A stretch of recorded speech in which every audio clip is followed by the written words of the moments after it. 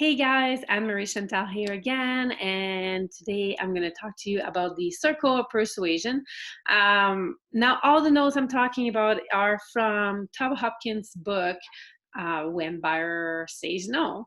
And it's some of the notes, some parts of the books that I'm sharing with you now. Tom Hopkins is somebody that I follow and took his course 10 years ago, and I had so much value from it that I wanted to get back into some of the things he taught us, as well as sharing it with you. So the circle of persuasion, I'm actually going to show you, that's directly from his book. I'm not sure how well you will see it, but maybe not because it's a screen from a screen, but you see the circle here, circle persuasion. Establish rapport, identify need, presenting solution, closing questions. Oh my God, we talked about that in the last video. So you should know all this. I should make a quiz, right? So yeah, so I just share with you the 4 persuasion steps, and it is part of the circle. And by most important, the most important part is that this persuasion compass that I just shared with you will actually help you re-engage the buyer when the response to the step to any of those steps when they say no. So depending on where you are in sales process, you have 3 potential options for what to do next. You will have, one is to ask a question to gather information or clarify the point, or 2, make a statement that provides answer to the buyer question, or 3, remain silent. There you have it. You have 4 steps, 3 potential actions. They're easy to understand, easy to remember, and a quick overview of the step persuasion is this, and I'm going to read you from the book directly because the first step is establishing the rapport. So this is where you initiate small talk to break down any of those awkward barriers of resistance that are so common in selling situations.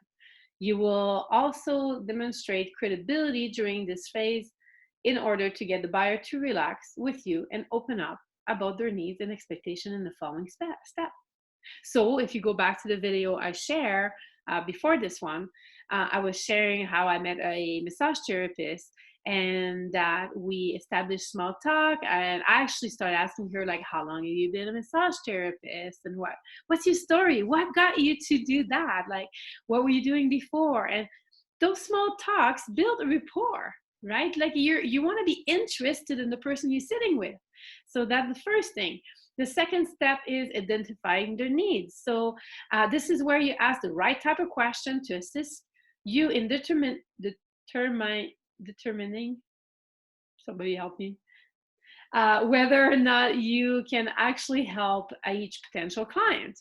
The types and progression of the question you should ask, from establishing rapport to the beginning the presentation, are covered in the following chapters, so we'll look into that.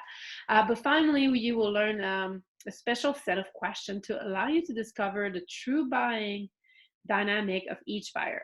These questions will help you shape the emphasis of your presentation and close the sale during the initial sales call, which is cool. So when you're identifying their needs, what that really means is that by asking the right type of question, not only you get to gather the information, but you also help them to gather what they're looking for, right?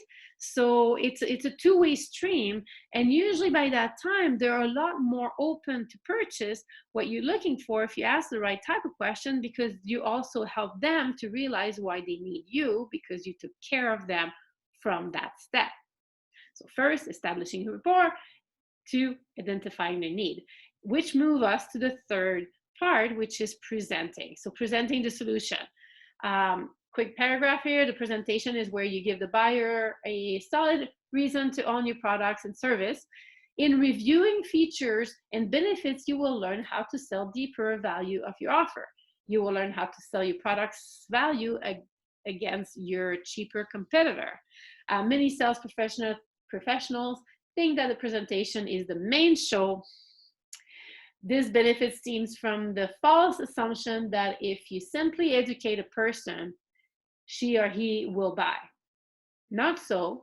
In the circle of persuasion, you will learn that the presentation is only part of the introduction. The main show begins with the next step around the circle of persuasion, which is the closing questions. You don't stop after the presentation, right? Presenting is one thing, but you need to move them through. So, which brings us to the fourth part, the closing questions. So the closing of the sale, which begin when you ask the buyer to take action, is in fact the main show, right? You're not getting paid to just present. You're getting paid to close deals, I guess, close the people. All your interaction with the buyer up to this point merely introduce the moment of decision.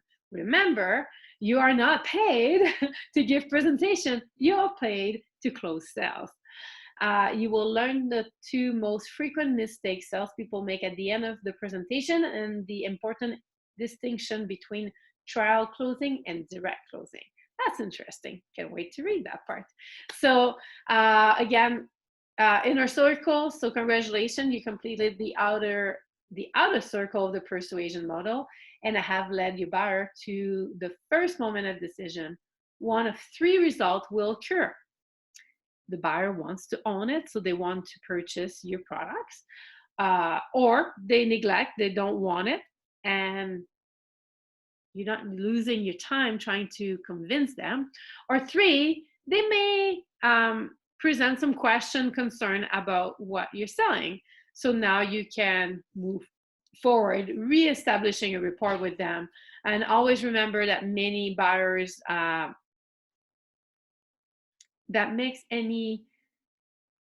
making any kind of major decision is uncomfortable. Yeah, so when people start asking questions, just let them know, like, I'm glad you asked. Make them feel that you were there too. Get them to understand that they're not the only one who had that question. Not necessarily being like, oh yeah, everybody I meet with have those concerns. Like, you don't want to plant those seeds, but you want to make sure that it's okay to ask those questions, that it's okay, that like when people are like, man, this sounds too good to be true, like, I know, that's what I thought, right? Like, it's okay. It's not a big deal. You just want to move them towards where when they make their decision, they make it because they emotionally understand and logically understand that that's the right fit for them. And that's really the ultimate thing when it comes to selling. So some of it. So there will be a lot more series, obviously. I'm just starting some of those notes, but I wanted to share with you some of this because it helped me a lot to help me in my sale process. Side note, one of the things, I don't know if it was Tom Hopkins that shared this, but there is a word that I know open up a sales barrier when people hear it. There's a few words, the word are you interested?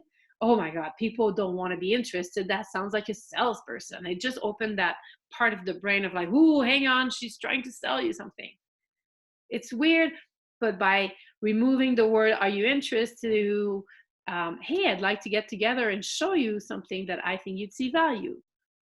Or which plan do you like best? Instead of what do you think? So those are things in sales that they're little thing and not so much technique, but sort of that really helps people to move forward, because the whole what do you think open critique, and now they will tell you how terrible, or because their brain is um, is trained to tell you something negative. Most people critique about little things. Oh, it's so hot outside, I can't believe it. Oh, it's so cold today. Or, oh, have you seen this person? Or, I can't believe this person ran a red light. Or people critiques all the time. So don't ask them what they think.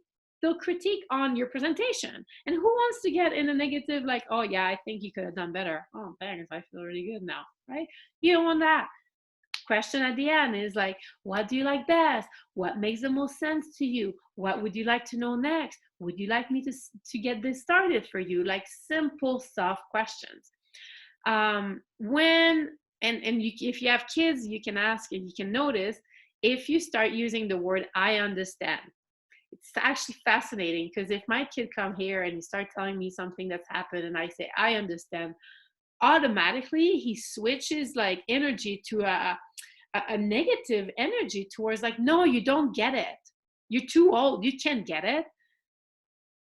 But in sales is the same thing because we're creating a relationship, whether it's with your kid that you're selling your kid to eat something, to go to bed, to shower, whatever it is, or you're selling somebody on a service or product that you think would have a lot of value to them.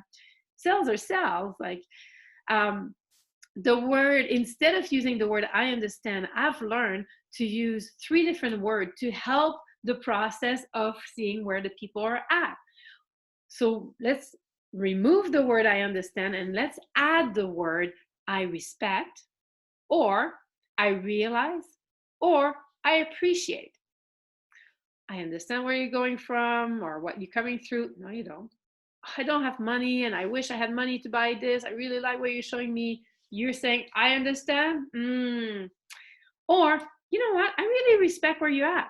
You know your finance way better than I do. Why don't you take this time to see what kind of budget you have around, and then we can work with you on the budget, and we can add always later more if we need to. What would be best next week, and then you can move towards the next appointment. Again, I respect where you're at.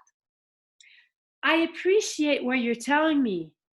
My kid is sick. I can't make it today. I appreciate that you told me right away so I can use that time and fill up another appointment. Thank you. I hope your kid feels better and we'll reschedule next week. Don't worry about it. I understand your kid's sick. My kid's sick sometimes. No, nobody wants this.